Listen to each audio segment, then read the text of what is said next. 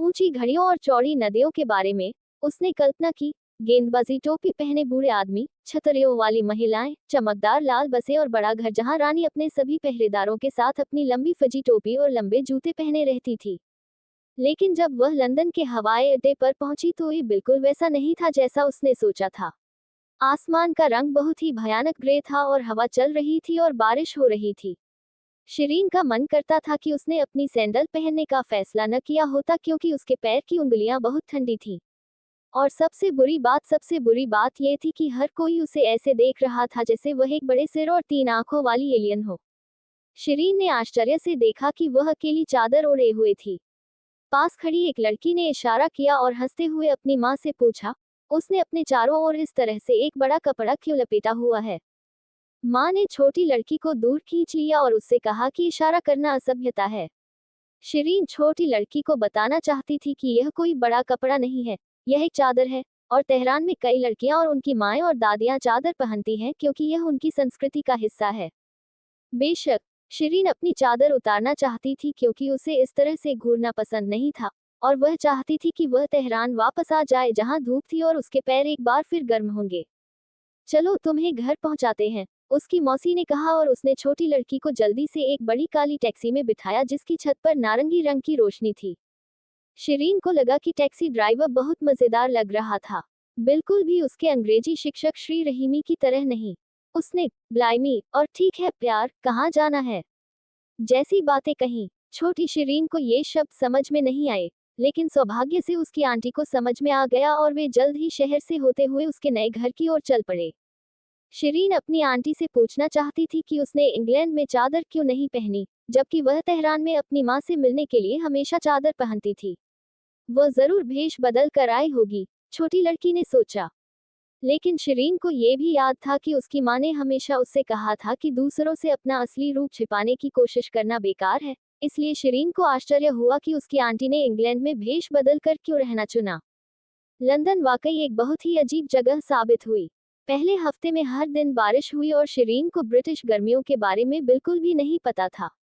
उसे यह समझने में परेशानी हो रही थी कि लोग क्या कह रहे हैं। भले ही उसे बताया गया था कि उसकी अंग्रेजी बहुत अच्छी है, और यह पता चला कि कोई भी व्यक्ति रानी के बड़े घर में जाकर नमस्ते नहीं कह सकता था, भले ही वहां 100 कमरे हों जहां आगंतुकों का स्वागत किया जा सके और चाय पी जा सके।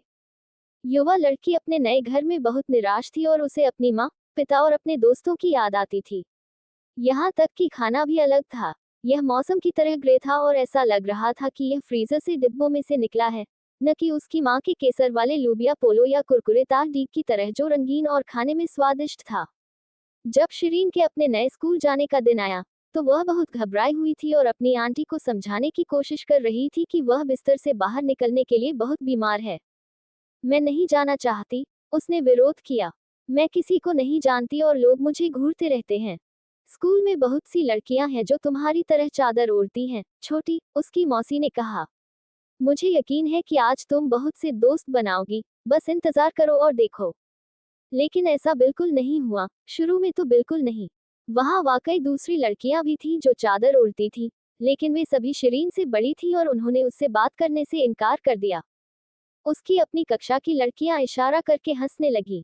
उन सभी के बाल हल्के भूरे या सुनहरे थे और आंखें नीली थीं, और वे नई लड़की से दोस्ती नहीं करना चाहती थी क्योंकि वह उनसे अलग थी और उसकी त्वचा काली और आंखें काली थीं और उसने चादर ओढ़ रखी थी। दूसरों से इतना अलग होना अच्छा नहीं लगता था और शिरीन एक बार फिर चाहती थी कि काश वह अपनी माँ के साथ घर वापस आ जाती। ये लंच ब्रेक के दौरान की बात है, जब वह खेल के मैदान के कोने में बैठकर तेहरान वापस जाने की योजना बना रही थी, तभी एक छोटा लड़का छोटी शिरीन के पास आया। मेरा नाम स्टीफन है, लड़के ने कहा। क्या तुम मेरे मिल्कशेक में से कुछ मेरे साथ पीना चाहोगी? और इसके साथ ही उस छोटे लड़के ने शिरीन को स्ट्रॉ के साथ अपना स्ट्रॉबेरी मिल्कशेक दिया।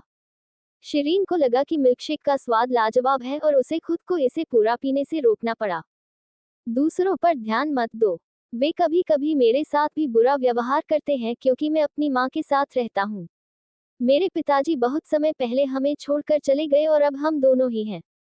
मेरी माँ बहुत अच्छी हैं और मेरी बहुत अच्छी तरह से देखभाल करती हैं, लेकिन हमारे पास ज्यादा पैसे नहीं हैं और वे हमेशा मुझ पर हंसते हैं क्योंकि वे कहते हैं कि मैं गरीब हूँ और मेरे कपड़े गंदे हैं। स्टीफन ने अपने ब्लेजर और जूतों की ओर देखा और कंधे उचका दिए। वे गंदे नहीं हैं, वे बस पुराने हैं। युवा लड़का अचानक बड़ी मुस्कान के साथ मुस्कुराया। वे वैसे भी मूर्ख हैं, उन्हें क्या पता। शिरीन हंसी क्योंकि स्टीफन की मुस्कान बहुत प्यारी थी और उसके पास मिल्कशेक का स्ट्रॉ निकालकर सीधे बोतल से पीने की वजह से बड़ी स्ट्रॉबेरी मूंछें भी थी, सब एक साथ गूंग गूंग की आवाज के साथ। युवा लड़की को यह स्वीकार करना पड़ा कि उसने पहले कभी दूसरों की राय को अपने ऊपर हावी नहीं होने दिया, तो अब उसे क्यों शुरू करना चाहिए। तुम सही हो, उसने कहा। वे लोग क्या जानते हैं। और उसे मिल्कशेक देने के बदले में शिरीन ने अपनी जेब से बकलवा के 4 टुकड़े निकाले और अपनी नई दोस्त के साथ मीठी पेस्ट्री शेयर की। मुझे लगता है कि तुम्हारा सिर ढकने वाला स्कार्फ बहुत बढ़िया लग रहा है, स्टीफन ने कहा, और उसने एक ही बार में बकलवा का पूरा टुकड़ा खा लिया। इसे चादर कहते हैं, शिरीन ने उससे कहा। छोटे लड़के ने मीठे बकलवा के साथ 7 शब्दों को अपने मुंह में घुमाया। अच्छा, ये वाकई बहुत बढ़िया लग रहा है, उसने कहा। अचानक स्टीफन ने अपना ब्लेजर अपने सिर के ऊपर खींच लिया ताकि वह भी एक तरह की चादर ओढ़े हुए हो। शिरीन को फिर से हंसना पड़ा क्योंकि लड़का वाकई बहुत मजेदार लग रहा था।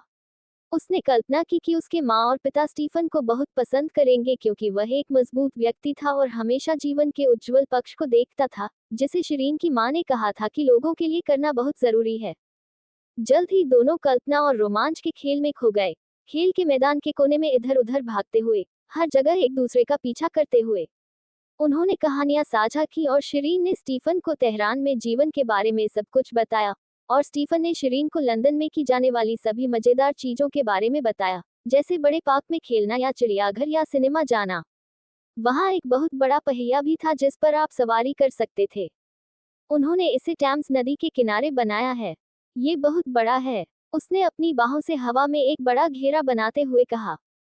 खैर, बहुत समय नहीं बीता था कि दूसरे बच्चों ने देखा कि शिरीन और स्टीफन कितना मजा कर रहे थे, और बहुत जल्द ही वे इकट्ठे होने लगे और खेल और कहानियों में शामिल होने लगे।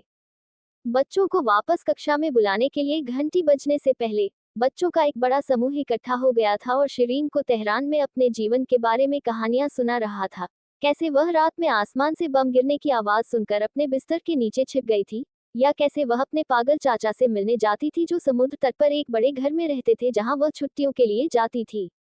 बच्चे ऐसी कहानियां सुनकर चकित थे और बहुत सारे सवाल पूछने से खुद को रोक नहीं पाए, जिनका जवाब देने में शिरीन खुश थी।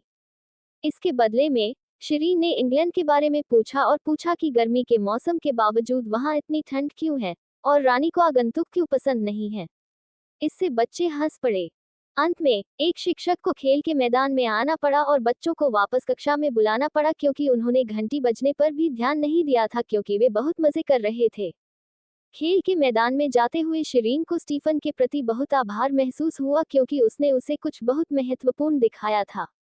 अलग होना ठीक है, उसने खुद से कहा। वास्तव में, ये वास्तव में बहुत सुंदर है। और इस विचार को अपने दिमाग में मजबूती से रखते हुए छोटी शिरीन ने इंग्लैंड में अपने लिए एक नया जीवन बनाने और अपने माता पिता को बहुत गौरवान्वित करने का दृढ़ संकल्प किया। कौन जानता है, उसने सोचा, शायद जब मेरे माता पिता यहाँ आएंगे तो उन्हें पता चल जाएगा कि मैं रानी से कैसे मिल सकती हूँ। दोस्तों, उम्मीद करता हूँ आपको हमारी कहानी पसंद आई होगी। कहानी पसंद आई हो तो वीडियो को लाइक करें, चैनल पर नए हैं तो चैनल को सब्सक्राइब करें और हाँ, नोटिफिकेशन बेल को जरूर दबाएं ताकि अगली अपडेट सबसे पहले आपको मिले।